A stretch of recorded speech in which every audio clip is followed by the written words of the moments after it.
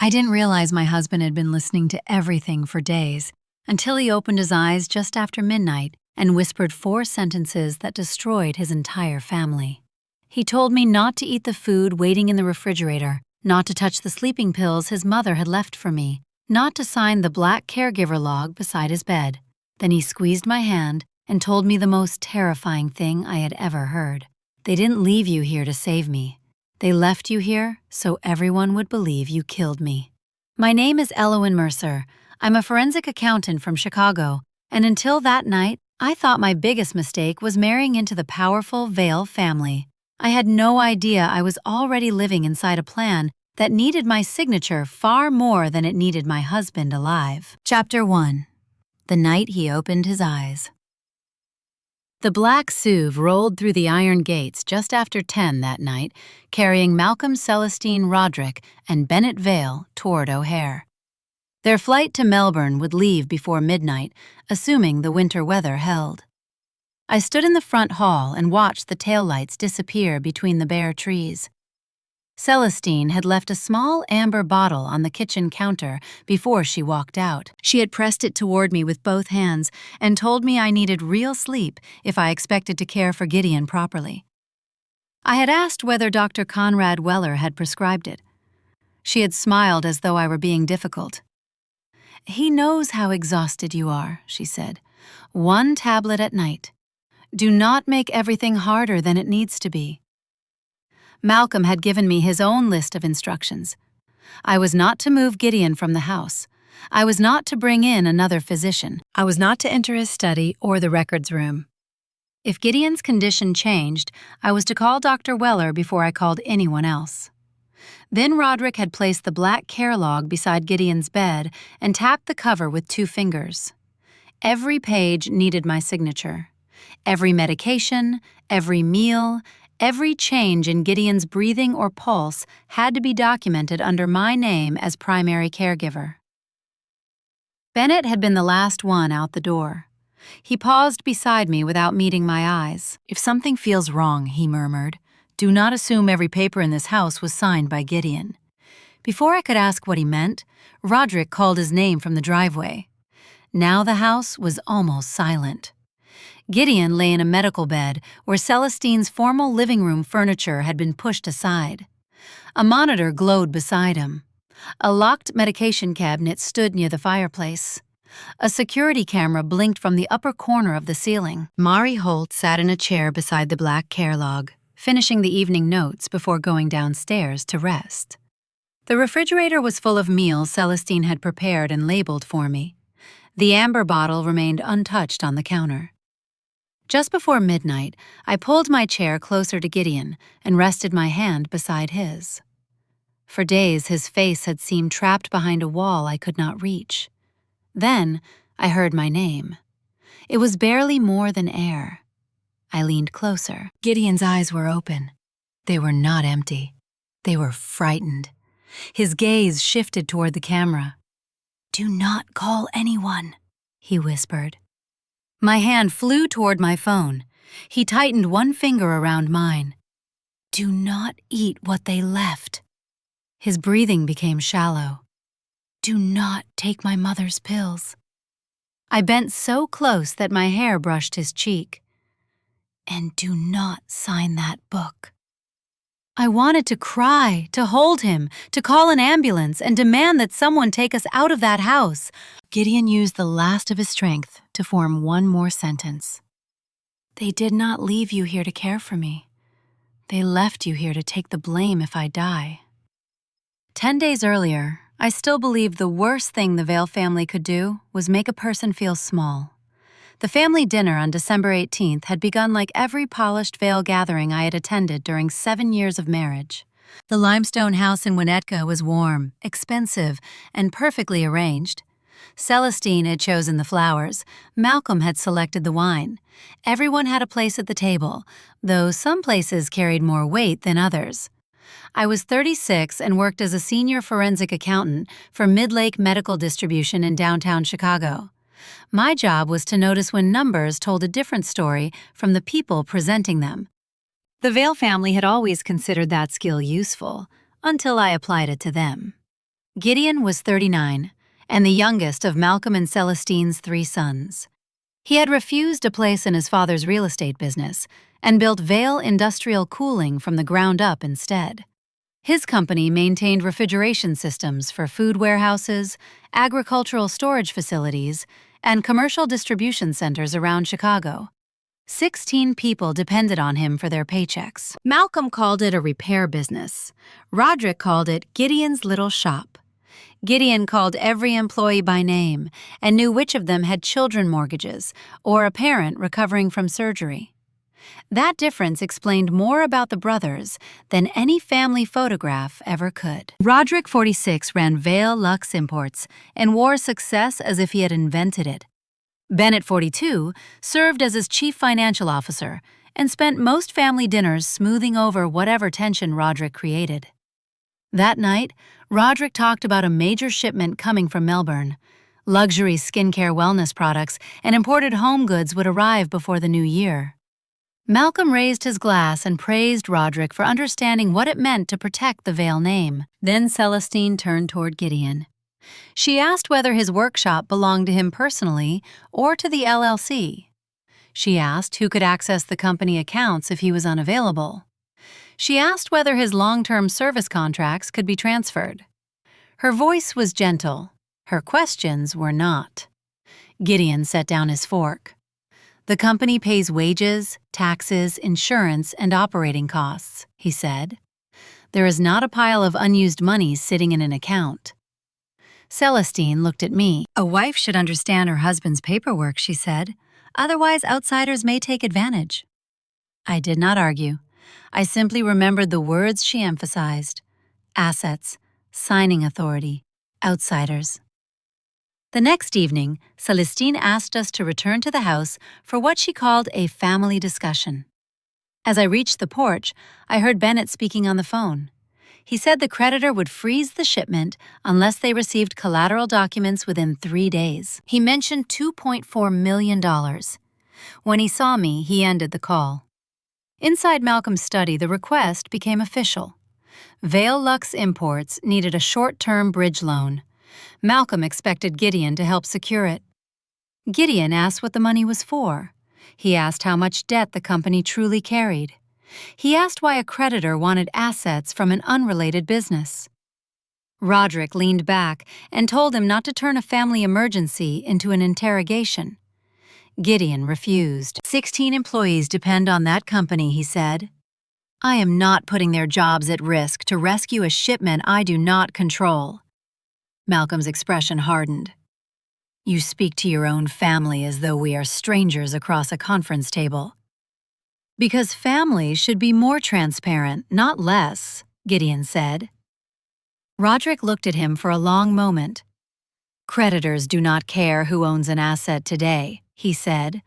They care who will have signing authority tomorrow. On the drive home, Gideon told me not to share anything about his digital signature, the LLC records, or his insurance. He told me never to open company files on a computer inside his parents' house. I asked what he was afraid of. He admitted there had been incidents before, strange ones, things he could not prove. He said he had kept them from me because he did not want to drag me into his family's problems. I told him I could not protect myself from a danger he refused to name. He stared through the windshield and said nothing. 2 days later, Wesley Pike called from the workshop.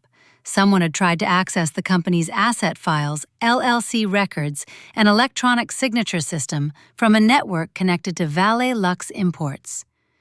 Gideon told Wesley to lock everything down and back up the server. Then he turned to me. If anything happens to me, call Wesley before you believe anything my family says about the company. The following morning, Gideon went to the workshop in Elk Grove Village to inspect an emergency refrigeration repair.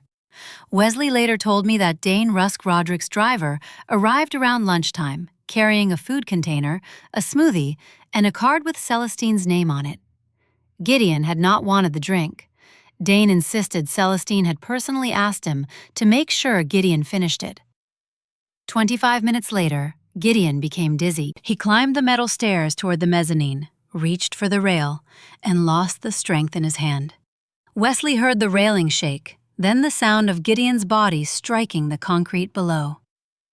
I was still at my desk at Midlake when my phone rang. Wesley's voice was tight and unsteady. "You need to come to North Shore Regional," he said. "Gideon fell." Then he paused. "But I do not think this started with the stairs." Chapter 2. The care they had already documented. I was already moving before Wesley finished speaking. By the time I reached North Shore Regional Medical Center, my hands were so cold I could barely unlock my phone. Wesley met me near the emergency entrance with dried blood on one sleeve and a look I had never seen on him before. He told me Gideon had been conscious for a few seconds after the fall, but confused. He had tried to say my name, then stopped responding. A physician took me into a consultation room and explained that Gideon had suffered a head injury and prolonged loss of consciousness. He responded to pain and showed some neurological activity, but he could not communicate reliably. There was no immediate need for surgery, though they wanted to monitor him for at least 72 hours. I asked about toxicology testing. The physician said they had drawn blood as part of the emergency evaluation, but the fall itself could explain many of his symptoms. Wesley leaned forward. "He was dizzy before he fell," he said. Dane Rusk brought him a smoothie. Gideon drank half of it, and 25 minutes later he could barely hold the railing. The physician looked at him, then at me. I asked that every detail be added to Gideon's chart: the smoothie, Dane's name, the timing, the fact that the dizziness began before the fall. I had spent years learning that memory changed under pressure. Records did not, unless someone changed them first. I called Celestine from the hallway. She answered on the second ring. Her first question was not whether Gideon was alive. She asked who had been present when he fell. Then she asked what he had eaten or drunk. Then whether the workplace accident report had been completed. Only after I answered did her voice break. "My poor boy," she whispered. "We are coming now." Roderick arrived before she did. He moved through the emergency department as though he belonged there, asking a nurse about the accident report, the release of medical records, Gideon's accident coverage, and the process for confirming that a patient could not make decisions. I stepped between him and the nurse's station. "Your brother is unconscious," I said. "Why are you asking about insurance before you have asked whether he can wake up?" Roderick barely looked at me. "Because somebody in this family has to think clearly about liability." At the far end of the corridor, I saw Dane standing near the elevators. I called his name. He looked directly at me, then turned away. I started toward him, but Roderick moved into my path. "I will handle my employee," he said. He left before I could answer. For the next 3 days, I stayed beside Gideon as much as the hospital allowed. There were moments when I thought he could hear me. His fingers moved when I held his hand. His eyelids trembled when I said his name. Once, when I told him Wesley had locked down the company files, his heart rate rose enough for the monitor to sound. I asked the neurologist whether that meant Gideon understood. She told me it might. It also might not. She was careful with her words. These responses did not prove full awareness, but they also did not support calling him permanently unresponsive or vegetative. I asked her to put that in the chart. On the third day, Malcolm arrived with a leather folder and an attorney from the family's office. Inside was a healthcare power of attorney signed by Gideon in 2018. The signature was real.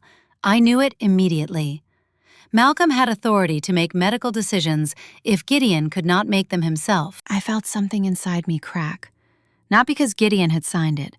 People signed medical directives for practical reasons every day. What hurt was that he had never explained the scope of it to me. The hospital recommended continued inpatient observation. Malcolm disagreed. He said Gideon would recover better in familiar surroundings, and that Dr. Conrad Weller had arranged a private home care program. The attending physician warned that moving him carried risks. Malcolm signed the discharge papers, accepting responsibility. I submitted a written objection. I stated that I wanted Gideon kept under hospital observation. I requested an independent second opinion. I wrote that I did not consent to assuming responsibility for the transfer or the treatment plan selected by Malcolm. The paperwork did not stop them, but it created a record that I had objected before anything else happened. On Christmas Day, Gideon was moved to the Vale House in Winnetka. The formal living room had been transformed into a private medical suite. A hospital bed stood where Celestine's antique sofa had been. There was a monitor, a locked medication cabinet, an air purifier, and a camera mounted high in the corner with both audio and video capability. A small writing table had been placed beside the bed. Dr. Conrad Weller arrived that afternoon. He was 55, polished, calm, and careful, to speak as though every opinion he gave had already been settled by science. He described Gideon as being in prolonged impaired consciousness. I asked why he was not using the same language as the hospital. I also asked why Gideon's finger movements and changes in heart rate were being dismissed as meaningless. Dr. Weller gave me a patient smile. Family members often attach hope to involuntary responses, he said. It is emotionally understandable. He never told me I was wrong. He made me feel foolish for believing what I had seen. Mari Holt arrived shortly after him. She was 31, a licensed practical nurse, completing an RN bridge program. She seemed nervous but efficient. She opened a black medication and care log and showed me the columns: time of medication, person who prepared it, person who administered it, food intake, patient response, caregiver's signature. At first, I welcomed the structure. Then I saw what she wrote after the first medication round. Elowyn Mercer directly administered medication. I asked her to correct it. Mari looked up. "You gave him the water," she said. "You prepared the medication. Dr. Weller selected it. I did not choose the drug, the dose, or the schedule." She lowered her voice. "Roderick said the primary caregiver should be listed as directly responsible." I looked at the locked cabinet. I did not even have the key. "Primary caregiver does not mean prescriber," I said. "If this log is meant to protect Gideon, then it needs to say exactly who did what." Celestine stood near the doorway. "If everyone is behaving properly," she said, "no one should be afraid of accurate records." I looked back at the page. The log was not simply describing Gideon's care. It was assigning ownership of whatever happened next. Later that afternoon, I called Nora Bellamy, the director of internal audit at Midlake and my immediate supervisor. I requested family and medical leave. Nora told me my position would be protected. Before we ended the call, she gave me advice she would have given anyone handling questionable records. Do not alter an original file. Save read-only copies. Record when and where you received them. Do not use a company laptop for personal evidence. She did not investigate anything for me. What she gave me was something the Vale family had not expected me to keep: a job, income, a professional identity outside their house. Celestine overheard part of the call. A devoted wife should not be thinking about payroll while her husband lies unconscious, she said. I told her I was arranging protected leave, not returning to work. Her expression tightened. That was when I understood she did not only want me tired, she wanted me isolated. That evening, Celestine placed a small amber bottle on the kitchen counter. She said Dr. Weller believed I needed help sleeping. I picked it up without opening it. Why is my husband's physician prescribing medication to someone he has never examined? Celestine sighed. You are under enormous stress. You are beginning to ask questions that are not helping anyone. Is there a prescription with my name on it? She did not answer. I placed the bottle back on the counter. I will speak to my own doctor first. Across the room, Madi looked at the bottle, then quickly looked away. At 6:42 that evening, I opened the black care log. A line had already been entered beneath the next medication time. 7:30 p.m. Elowyn Mercer administered prescribed sedatives. Patient remained unresponsive. I checked the clock again. It was still more than 40 minutes before the event the log claimed had happened. Gideon had not received the medication. I had not touched it. I had not signed anything. I carried the book to Mari. Cross this out. Her face went pale. It is only a scheduling error. Cross it out. Write the time I found it. Explain why it was corrected, then sign the correction. Her hand shook as she drew a single line through the entry. Roderick entered the room before she finished. He asked what we were doing. I showed him the page. He glanced at it and shrugged. You are overreacting to a clerical mistake. A record written before an event does not protect a patient, I said. It protects a story someone already decided to tell. Roderick studied me for several seconds. Exhausted caregivers often see conspiracies in ordinary errors, he said. That night, I walked past the downstairs hallway and heard Mari speaking quietly on the phone. I stopped before she could see me. I wrote it the way you told me, she whispered, but she made me correct it. There was a pause. Mari lowered her voice even further. I do not know how much longer it will take to get her signature. Chapter 3.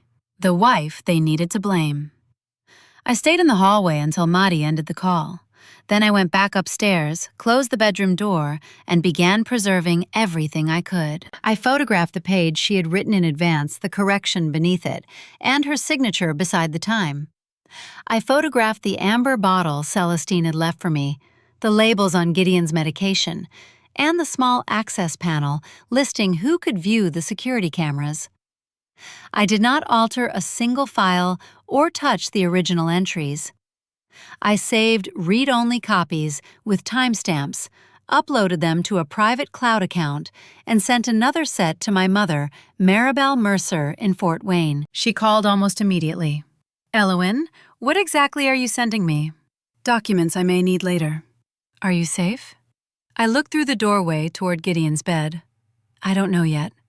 I did not accuse anyone publicly. Malcolm still held a valid healthcare power of attorney.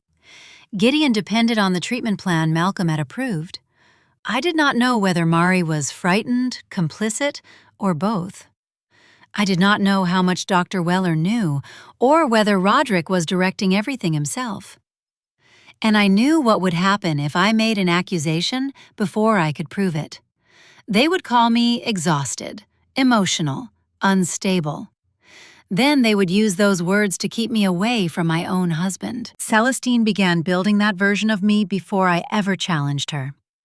I heard her on the phone with relatives, neighbors, members of her charity board, and people who had known the Vale family for decades. Gideon has almost no meaningful awareness, she told one caller. Elowyn is doing her best, but she is terribly tired. We are worried she is becoming fixated on paperwork and insurance. I had never asked about Gideon's insurance. That was what frightened me most. Celestine was not describing what had happened. She was planting details she wanted people to remember later. The family chose the doctor. They controlled the medication. They locked the cabinet. They managed the cameras. They dictated the language in the care log. But whenever Celestine spoke to anyone outside the house, I became the person responsible for everything. Wesley called me from his personal phone the next morning. I got another request for Gideon's files. What kind of request asset lists the LLC operating agreement, access to the electronic signature account, and projected revenue from the service contracts? Did it come from his email? It used his name, but not the way he writes. The recovery address goes back to Vale Lux Imports, and it was sent after he was already in the hospital. Do not respond. I wasn't planning to. Save the original email, export the login history, and back up the server. Do not confront Roderick. Wesley was quiet for a moment. Some of our vendors received notices saying management may be changing. My grip tightened around the phone. From whom? No one will tell me. But if somebody puts the shop up as collateral, the bank could freeze equipment or receivables. 16 people could lose their jobs before Gideon is awake enough to object. That call made the threat larger. They were not only circling Gideon's assets, they were preparing to take control of a company that kept 16 households afloat and maintained refrigeration systems for food warehouses that could not simply wait for a family dispute to end. Later that afternoon, I passed Malcolm's study and heard Bennett arguing with Roderick behind the closed door. I stopped near the corner and activated the recorder on my phone. "The 2.4 million is not the whole exposure," Bennett said. "We are at 6.7 once you include the bank debt, delivery penalties, investor advances, and the Australian creditor." Roderick's voice stayed calm. "The bridge loan keeps the shipment moving. And after that? After that, we stabilize the company." "With what assets?" There was a pause. Then Bennett said, "You cannot use Gideon's company as collateral without his consent." Roderick answered in the same measured tone he used at dinner. "We do not need his consent if someone else has signing authority." Footsteps moved toward the door. I lowered my phone and continued down the hall before they could find me listening. The recording proved there was more debt than they had admitted. It did not yet prove how they planned to obtain control. Mari approached me that evening while Celestine and Malcolm were upstairs. She kept her voice low. "Dr. Weller changes the medication whenever Gideon becomes agitated. What does agitated mean?" His eyelids move, his fingers tighten. Sometimes his heart rate goes up when you talk to him. "That is not agitation." "I know. Then why are you documenting it that way?" Mari looked toward the camera. "Because that is how he tells me to document it." I asked why she continued following those orders. She swallowed. "I owe money for my RN program. Dr. Weller helped me keep my job after a complaint last year. If I go against him, I could lose everything." "Your fear explains why you are doing this," I said. "It does not make what is happening to my husband right." Mari looked down at the black care log. For the first time, she did not defend herself. On December 27th, Malcolm called everyone into the living room. He announced that Celestine, Roderick, and Bennett would fly to Melbourne the next morning. The creditor required Roderick in person. Bennett had to explain the financial statements. Malcolm intended to reassure the partners with the Vale name. Celestine said she needed to be present for documents involving a family trust. "All four of you are leaving, while Gideon is still in this condition?" I asked. Roderick glanced toward the bed. "He has a wife, a nurse, a doctor, and cameras. There is no reason you cannot manage your responsibilities." He handed me a document. It identified me as Gideon's primary overnight caregiver. It stated that I had received complete instructions, that I accepted responsibility for reporting changes, and that I would not move him without authorization. I read it twice. "This does not identify who prepares the medication. That is in the clinical records," Roderick said. "It does not identify who changes the dose. Dr. Weller handles treatment. It does not define my authority, but it assigns me responsibility for every outcome." Celestine touched my arm. "Elowyn, no one is accusing you of anything." "Then there is no reason to ask me to sign an inaccurate document." Roderick took the paper back. "We will deal with it when we return." The next morning, Bennett paused beside me before walking to the SUV. "If something feels wrong, do not assume every paper in this house was signed by Gideon." A few minutes later, an anonymous email appeared on my phone. It contained a creditor file number, the date January 3, 2026, and one sentence. "If they file before this date, the company will no longer be under Gideon's control." By the time the SUV disappeared through the gates, I understood the Melbourne trip served more than one purpose. The debt crisis was real.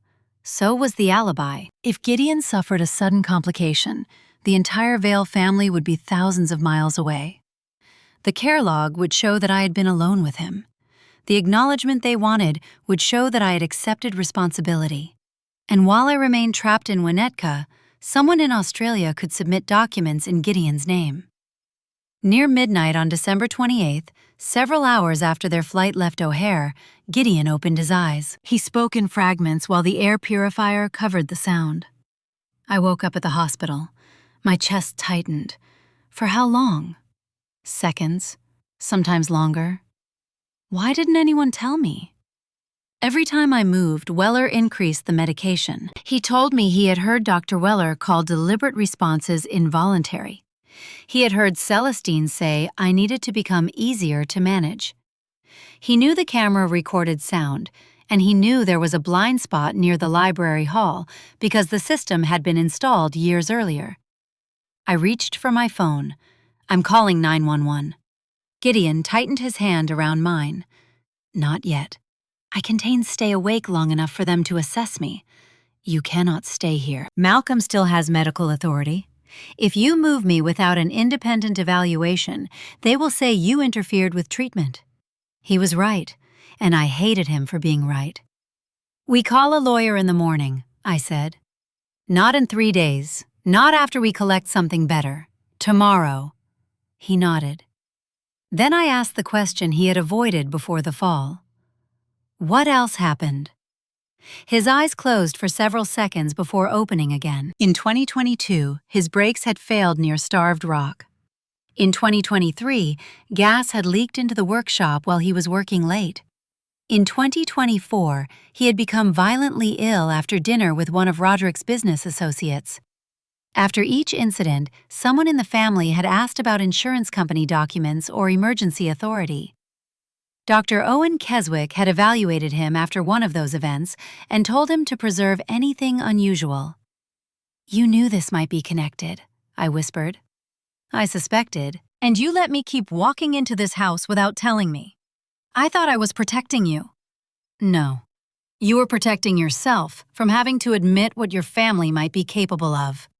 He flinched, and I did not soften the truth. You kept me outside the information I needed to protect myself. I was afraid that saying it out loud would make it real. It was real whether you said it or not. Gideon closed his eyes. I know. We made rules before he lost consciousness again. No more secrets. Neither of us would act alone. I would not sign anything. We would not let the family know he had awakened. I would preserve evidence, and he would give me information in pieces whenever he was strong enough. Then Gideon told me about the insurance. The combined life and accident policy was worth $3.5 million. I was the primary beneficiary on the documents he had actually signed. If you find anything naming a family trust, he whispered, it is not valid. What about the power of attorney Malcolm used? The healthcare document is real. My stomach dropped. Gideon forced his eyes open one last time. But I never signed a property power of attorney for my father, or for Roderick. I looked toward the locked records room at the end of the hall. The Vale family was not simply waiting for Gideon to die. They were trying to take everything he owned before he could speak. Chapter 4. The signature they created after he fell.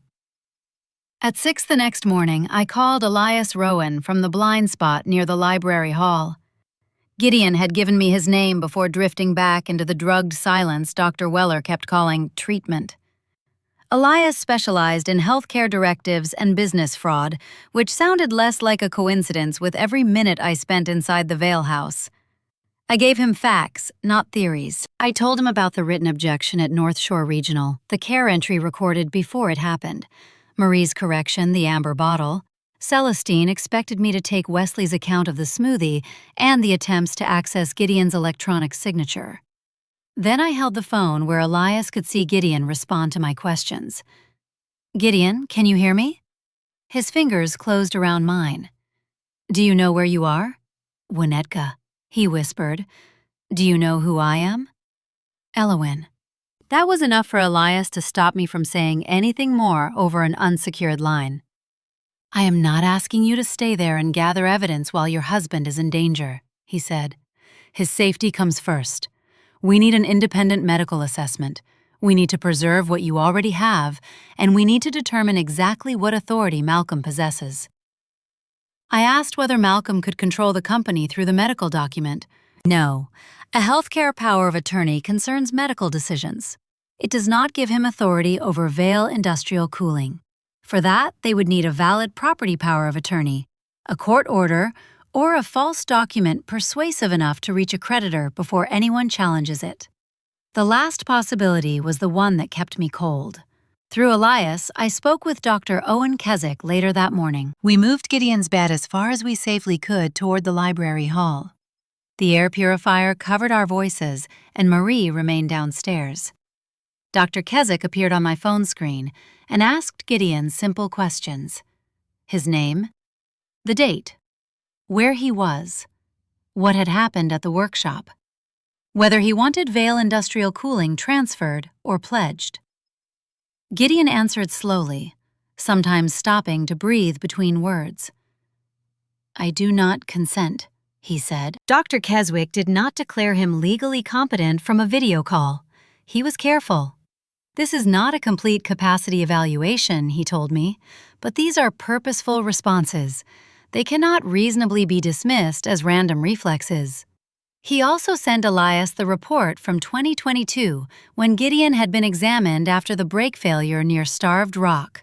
The report documented symptoms that had not fit an ordinary mechanical accident and recommended preserving records if similar incidents occurred. For the first time, the old events were no longer only Gideon's suspicions. They were part of a pattern someone else had noticed. I sent the questionable files through the chain Nora had taught me to preserve. She did not investigate them herself. She only confirmed that I had stored the originals correctly and connected Elias with Avery Sloan, a digital forensics consultant. By the afternoon, Elias called back. The property power of attorney was created on December 23rd, the day after Gideon fell. "The signature is an image taken from an older document," Elias continued. "The file was edited on a device associated with the Vale Lux Imports domain." I closed my eyes. "And the insurance?" "A beneficiary change request was created on December 24th. It has not completed verification." They had begun rewriting Gideon's authority and insurance while he was still inside the hospital. The fraud was real. What we did not yet have was the full link between the documents, the medication, and the plan to blame me. Wesley supplied another part. He sent Elias the original email requesting the LLC records, the login history from Gideon's signature account, footage of Dane arriving at the workshop, and a recording of Dane saying he was bringing something from Mrs. Vale. He also gave me the numbers Gideon had not wanted to unload during the family confrontation. Gideon owned 82% of Vale Industrial Cooling. The remaining 18% belonged to an employee incentive trust.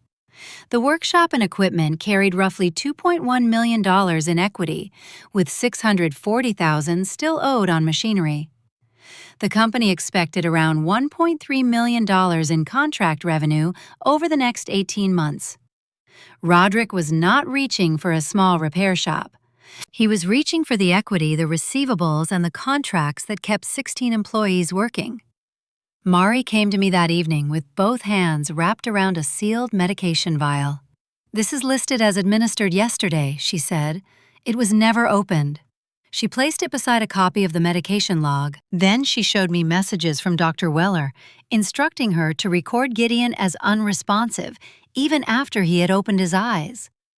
Another message from Roderick required every overnight entry to identify me as the person directly caring for Gideon.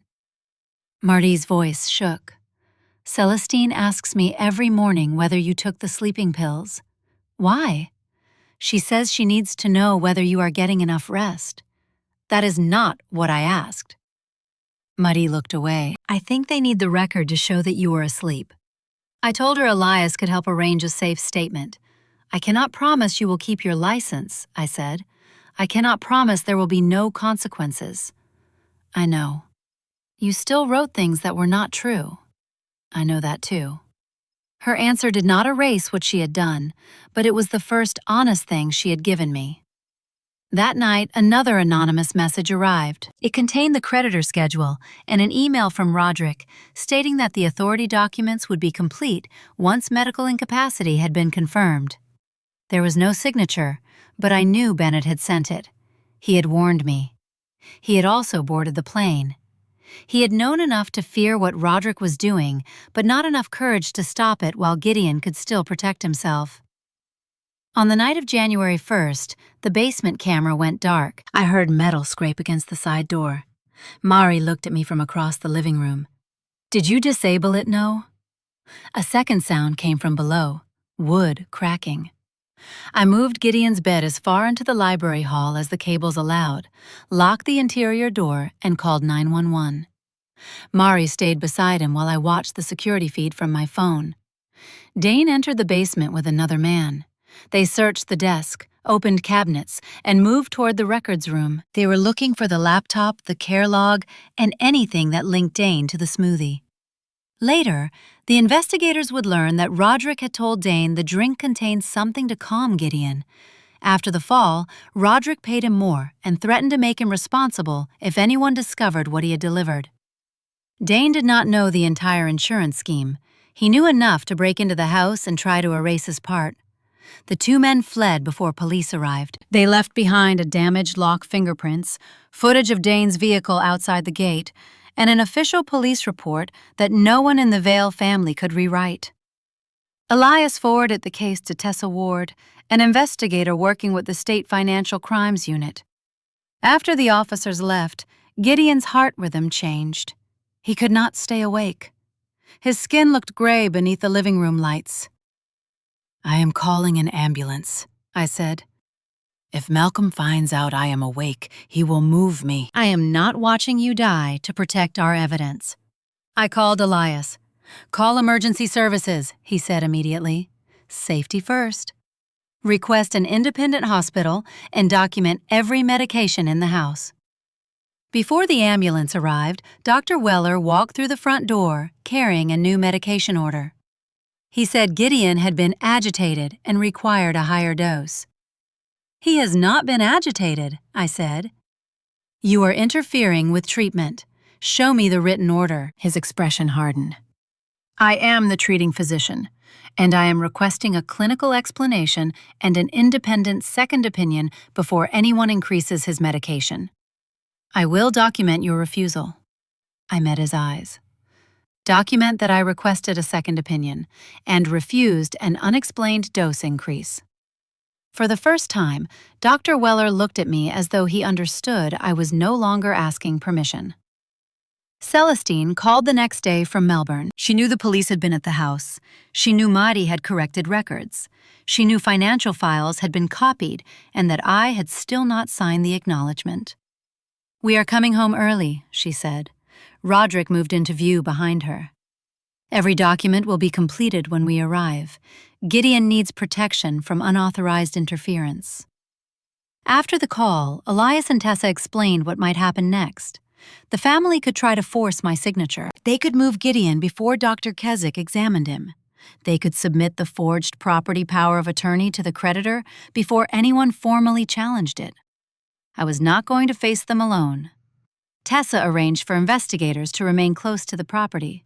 Elias would be nearby.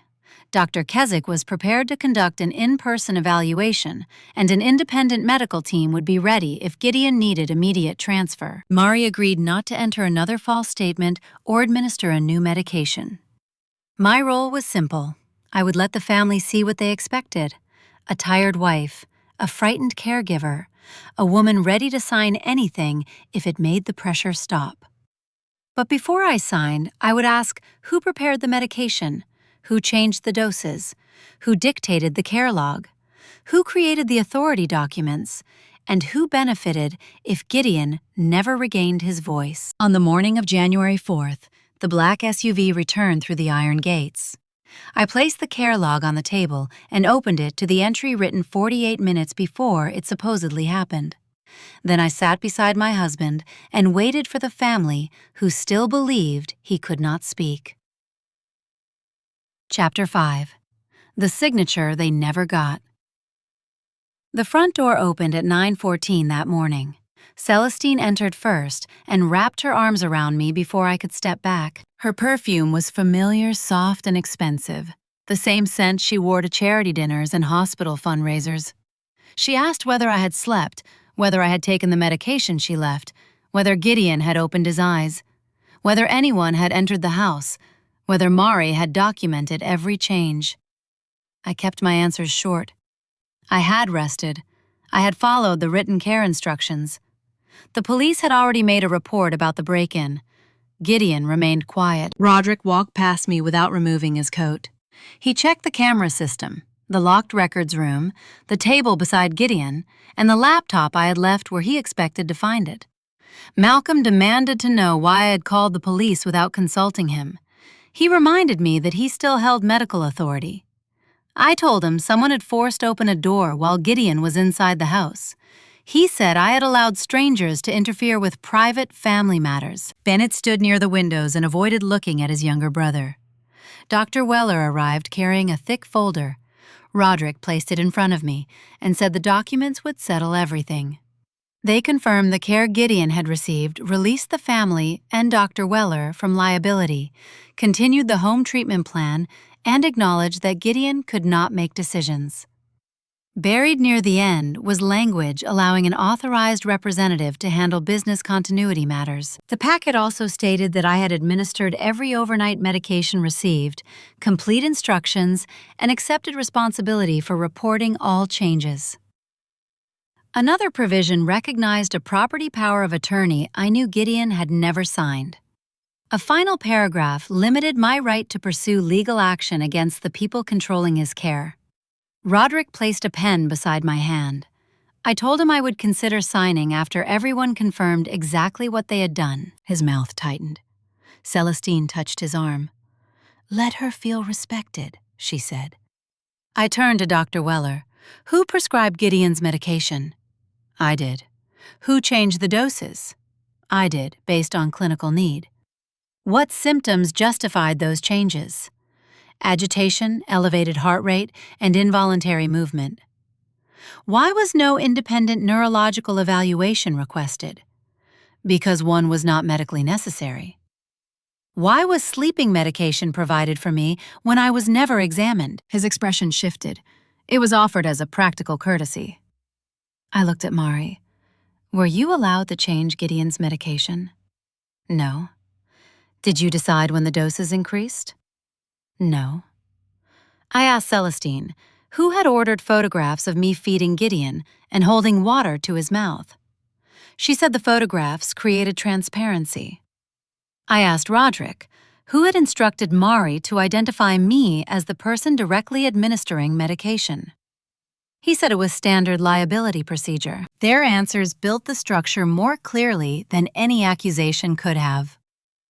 Dr. Weller prescribed and changed the medication. Mari prepared it. The Vale family controlled the treatment plan and the records. But my name had been positioned beneath every possible consequence. I opened the black care log to the entry marked 7:30 in the evening. Beside it, I placed the photograph I had taken at 6:42. Then I set down Mari's signed correction and the sealed vial listed as already administered. Mari's face had lost all color, but her voice remained steady. She said she had been instructed to enter medication times in advance. She said Roderick required the phrase, "Elowyn directly administered." She said Dr. Weller told her to describe Gideon's purposeful responses as involuntary movement. She said Celestine asked every morning whether I had taken the sleeping pills. Roderick accused her of lying to save her nursing license. Mari nodded. "I did falsify entries," she said. "I will answer for that. But I will not help you make another person answer for what you ordered." Celestine stopped pretending to comfort me. She called me an outsider. She said I did not understand what the family had sacrificed. She accused me of dividing Gideon from the people who raised him. Then she said I had always cared too much about the insurance. I placed printed notes and saved messages on the table. I asked why she had told relatives I was focused on insurance before I knew the policy existed. I asked why she described Gideon as nearly vegetative when the hospital had never reached that conclusion. I asked why she began warning people that I was exhausted and unstable before I had made a single error in his care. Her eyes moved toward the documents. She had spent days insisting that everything needed to be recorded. I told her I had followed that advice. Malcolm stepped forward and said his healthcare power of attorney allowed him to do whatever was necessary for his son. The library door opened. Elias Rowan entered with Dr. Owen Keswick and an investigator. Roderick reached for the folder, but the investigator told him to leave it on the table. Elias explained that Malcolm's medical authority did not give him control over Vale Industrial Cooling. The property power of attorney had been created after Gideon's fall. The signature had been scanned from an older document. The file had been edited through the Vale Lux import system. It had not been properly signed, witnessed, or notarized. A creditor had already received a collateral package containing the false document. Malcolm said he knew nothing about a forged signature. Bennett finally looked toward Gideon. Then he spoke. He said Malcolm knew the authority documents had been completed after Gideon entered the hospital. He produced an email and a note referring to preservation of the family enterprise once incapacity had been confirmed. Malcolm had not been deceived completely. He had chosen not to ask how the documents became possible. Bennett admitted the total exposure of Vale Lux imports was $6.7 million. Roderick had promised Gideon's company as collateral. Bennett knew the property power of attorney was invalid. He had sent the anonymous warnings. I asked why he still boarded the plane after realizing Gideon was being kept unable to speak. Bennett stared at the floor. He said he had convinced himself Gideon would not die. He believed they only needed him unconscious long enough to transfer control. His confession helped establish the plan. It did not make him innocent. Roderick lost what remained of his composure. He said none of this would have happened if Gideon had cooperated. He said Vale Lux Imports supported more people and carried more prestige than Gideon's small company. He said one selfish man could not be allowed to destroy the entire family. I reminded him that he had called 16 employees collateral. He had called his brother's silence business continuity. He had called a forged signature an authority document. Roderick moved toward me and ordered me to sign. The investigator stepped closer. I kept my hand away from the pen. I asked whether Roderick would still claim the right to sign for Gideon if Gideon could speak for himself. He looked toward the medical bed. "He cannot," Roderick said. Gideon opened his eyes. I supported his shoulder as he raised his head. His voice was weak, but every word was clear. He gave his full name. He identified the date and the house. He named me as his wife. He named Vale Industrial Cooling and confirmed that he owned 82% of it. He stated that he had never signed a property power of attorney for Malcolm or Roderick. He refused permission to pledge the company as collateral. He stated his intention to revoke Malcolm's medical authority through the proper written process. Dr. Keswick asked him a series of basic questions. Gideon answered consistently. Then he looked at Dr. Weller. He said he had awakened many times. Each time he tried to open his eyes, the medication increased. Dr. Weller had never asked whether he understood what was happening around him. Dr. Weller called it a brief lucid interval. Dr. Keswick said Gideon's awareness had never been evaluated objectively, which made Dr. Weller's records unreliable. Elias documented Gideon's intention to revoke the healthcare power of attorney and began the formal written process. Gideon looked at Malcolm. He said gratitude was not ownership. The company was not a reserve account for the Vale family. Medical authority had been given to protect him, not silence him. He told Roderick that a real business was built from work contracts and responsibility, not debt hidden behind another person's signature. Then he looked at Celestine. He said she had chosen me as the scapegoat because she believed a polite daughter-in-law would be easier to isolate than her own son. The forged documents and electronic devices were secured for investigation. Dane was located through vehicle records messages and location data connected to the workshop and the break-in. Dr. Weller was reported to the licensing authorities. No one was convicted that morning, but no one controlled the story anymore. Gideon was transferred to Lakeshore Neurological Institute. Mari surrendered the medication records and agreed to cooperate.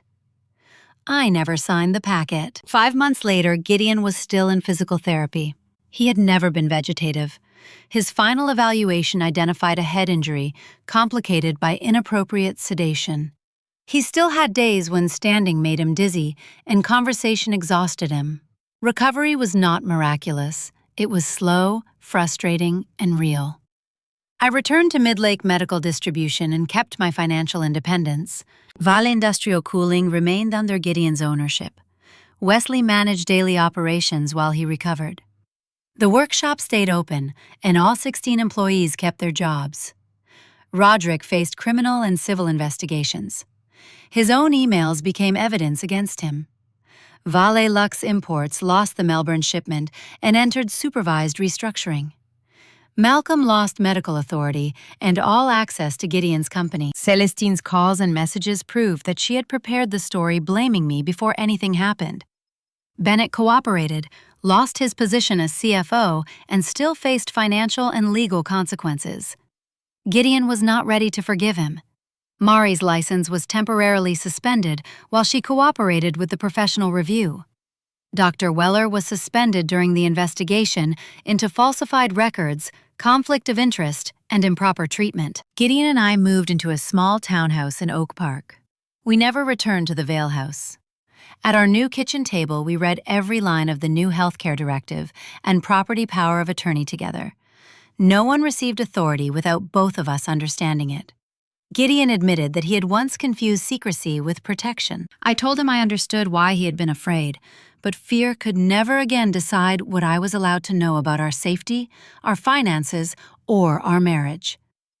One evening, while Gideon rested at the table because he still could not stand for long, I reheated the pot roast he had asked me to save on the day of the fall. Our new home was smaller than the Vale mansion. There were no iron gates, hidden records rooms, or cameras watching the dining room. No one wrote down what we were going to do before we did it. No one required me to prove that I belonged there. I finally understood that belonging was not being included in a beautiful family photograph. It was living in a home where my truth could never be turned into evidence against me. Have you ever been forced to carry the consequences of a decision someone else made? Tell me where you would have drawn the line, and stay with the channel for more revenge stories about women who stopped protecting the people who were willing to sacrifice them.